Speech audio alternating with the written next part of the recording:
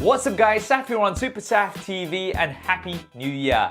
2019 was such an amazing year for smartphones and 2020 promises to be even better. So in this video, I'm going to be going over the top smartphones that I'm most looking forward to this year and what we can expect from each of them. This list is not going to be in any particular order, and do also drop the smartphones that you're most looking forward to in the comments below. Let's get straight to it. So one of the biggest releases that we're going to see very soon, potentially in February, is going to be the new Samsung Galaxy S device. The S11, or some rumors are now saying that we might have the S20, which is definitely quite possible. Samsung may be going with the 20 number because of the year 2020. But anyway, there will be 3 new smartphones at least, the successor to the S10e, the S10 as well as the S10 Plus. And we've already seen lots of leaks and rumors around what we can expect. I've covered these in detail in a previous video. I'll link that in the cards and in the description. But essentially, we're looking at a redesign of the back anyway with a rectangular camera module, and that's going to have up to 5 cameras. One of these cameras is going to have Samsung's 108 megapixel sensor, so there's going to be lots of possibilities with the cameras on the new S11s, should we call them for now. But as well as that, they're going to be powered by the Qualcomm Snapdragon 865 chipset, potentially have up to a 120 Hz refresh rate. This is something that Samsung didn't really do for last year, a higher refresh rate screen. And we're going to have a punch out in the middle like we have on the Note, but overall smaller bezels. Very excited for the new S11s. They're going to be coming around MWC time next month. Now, as well as that, Samsung is likely to have a new Fold device. We're not sure what this is going to be called. It might be called the Fold 2 or something else, but this is going to be quite different to the current Fold. So it's not going to be a tablet-sized device which you can fold to a size of a smartphone. It's going to be a smartphone-sized device which you can fold in half, kind of like what we've seen on the Motorola Razr. Now, based on the leaks, we see a punch out in the middle of the screen, and we see a dual camera setup at the back as well. This is likely to be coming in much cheaper compared to the current Fold, which was pretty expensive at around $2,000, and it's likely to be announced alongside the S11s next month. This year is going to be very, very exciting for foldables, and seeing all of these new form factors, especially if they come down in price, is going to be very, very exciting. Now, around March time, we're also likely to hear about the new Huawei device, the P40 Pro. Now, unfortunately, last year was quite a tough year for Huawei with the ban on the Google Play services, so that definitely did have an impact on them.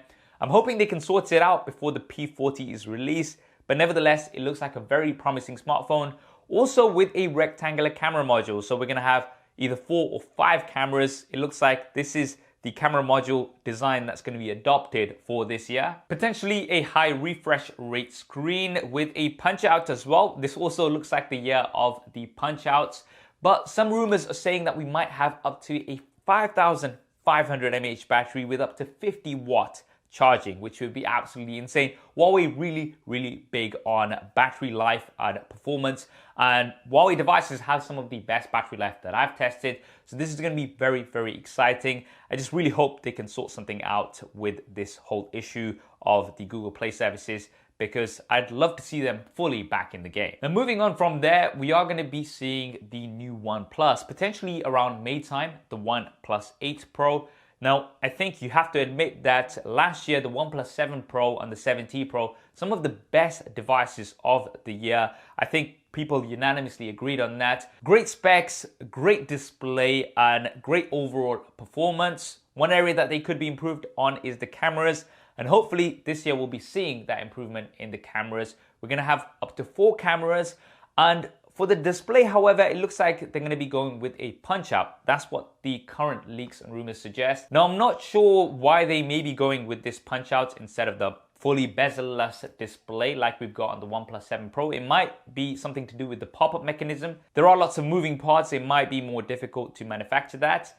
I'm not too sure, but this is what we're seeing. And one thing that I definitely like to see is wireless charging. OnePlus devices, great for fast charging, but they have not had wireless charging ever. So I'm hoping that they will have wireless charging in this next version of the OnePlus. Now, I think everybody can agree that 2019 wasn't a great year for Google when it comes to the Google Pixel 4. Not a bad device overall, but quite underwhelming, especially when you put it up against the competition, which was offering a lot more.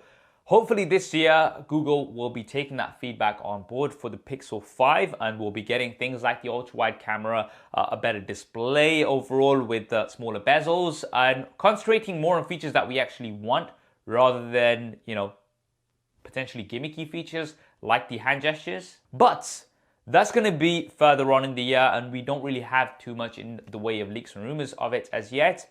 However, we do have some leaks around the Google Pixel 4a, and this is something that I'm definitely very excited about. Last year, the Pixel 3a, great device for the price point, with one of the best cameras at that price point as well. And it looks like Google is going to be repeating this year with the Google Pixel 4a. Looks like we're going to have a punch-out camera. Once again, lots of punch-outs this year, but with smaller bezels. And the camera module is going to be square like we've got on the Pixel 4, except it's only going to have the single camera. And now that's not too bad considering that it is a lower priced device. We're likely to have a 3.5mm jack, so thumbs up for that. This is something that we're not really likely to see on many devices this year. A physical fingerprint scanner at the back of the device, which I really like, and powered by the Snapdragon 7 series chipset. So this is something that's going to be coming within the next few months, around that $400 mark, and I'm definitely very excited about it.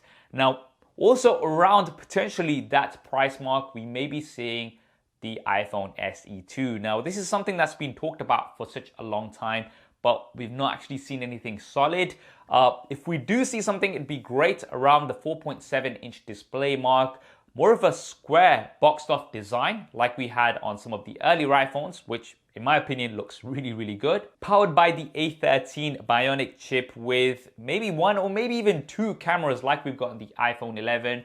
Once again, coming in at that more budget-friendly price point around $400 to $500, which would be very, very exciting. And I'm sure Apple would sell loads of these if they did make it. If they do release it, it'd be more towards the beginning of the year. But let's see, it's still a bit of a question mark. It's something that I would definitely like to see though. Now that's the iPhone SE2, but of course, in around September time, we're going to be seeing the new iPhones. Are they going to be called the iPhone 11Ss or they're going to be called the iPhone 12s? I think they were going to be called the iPhone 12s potentially, and that's because we usually see a bit more of a redesign every 3 iterations. So if we currently look at the iPhones, they look very similar from the front at least as we have done for the past 3 years. So it looks like Apple may be going for a redesign, maybe more of a boxier look like we were talking about on the iPhone SE2, which would be great. Maybe smaller bezels, maybe getting rid of that notch. Full screen, that would be quite awesome. I don't know if that's going to happen. Maybe we're just going to see a smaller notch. Improved cameras. Apple did a great job with cameras last year, so it looks like they're going to be improving on that this year. A14 chipset, which is going to be super, super powerful. And this is a bit of a speculation, but we may be seeing USB Type-C. Apple, traditionally, Lightning of course, but last year we did see more of a change from Apple where they were taking feedback on board a lot more. And if you look at the iPad Pro, USB Type-C. If you look at the MacBook Pros, again, USB Type-C. So it would make things a lot more consistent if they went with USB Type-C for the new iPhones. Now, ahead of that, things are a bit of a question mark. We've not really seen any solid leaks or rumors, but of course, we are going to be seeing the new Galaxy Note device, the Galaxy Note 11, or was it going to be called the Galaxy Note 20? We're not too sure yet. And I'm hoping this year that it is a little bit more different compared to the Samsung Galaxy S series. This year, I think, apart from the S Pen, there wasn't too many differences. I would like to see maybe a completely bezel-less design without a punch-out, maybe an under-display front-facing camera from the Note. That would be quite exciting. And maybe the newer chipset, potentially the Snapdragon 865 Plus, that's going to be coming out later in the year. But as well as that, we're also going to be getting the Huawei Mate 40 Pro. Again, this is very early stages, so we've not really had many leaks and rumors around that. And also the Asus ROG Phone 3, the Asus ROG Phone 2, my favorite device when it comes to gaming. I use it so much. Whenever I'm gaming, this is my go-to device. So it'll be interesting to see what Asus does to improve on this for the Asus ROG Phone 3. Oppo are going to be coming out with some great stuff as well this year. We've already heard some about the Oppo Reno 3, but in the way of fast charging, they've gone absolutely crazy. 65-watt fast charging on the Reno Ace right now. But also, they've been developing lots of under-display technology with the front-facing camera as well. So we're very likely to see some major advancements in this area as well. Oppo usually very early to the market. Unfoldables as well, we are likely to see lots of foldables coming from lots of different manufacturers, potentially from Oppo. Huawei, we've already seen the Mate X, but are we going to see an improvement on the Mate X? We're not too sure as yet. And of course, there's going to be lots more budget devices. The Redmi K30 Pro, are we going to get the Poco Phone 2? One of the Poco execs did tweet something out, but then deleted that later on. So let's see if there's going to be some more developments on that side of things as well. Regardless, 2020 is looking like a very, very exciting year for smartphones. Which device are you most looking forward to in 2020? Definitely let me know in the comments below. Of course, as soon as we get more information about lots of these devices and as soon as those are in-house, we're going to be doing lots more coverage here on the channel. As always, super SaaS style. If you don't want to miss any of that, then be sure to subscribe and hit that bell icon. I hope you enjoyed this video and found it useful. If you did, then do hit that thumbs up button for me. Thanks for watching. This is Saf on Super Saf TV, and I'll see you next time.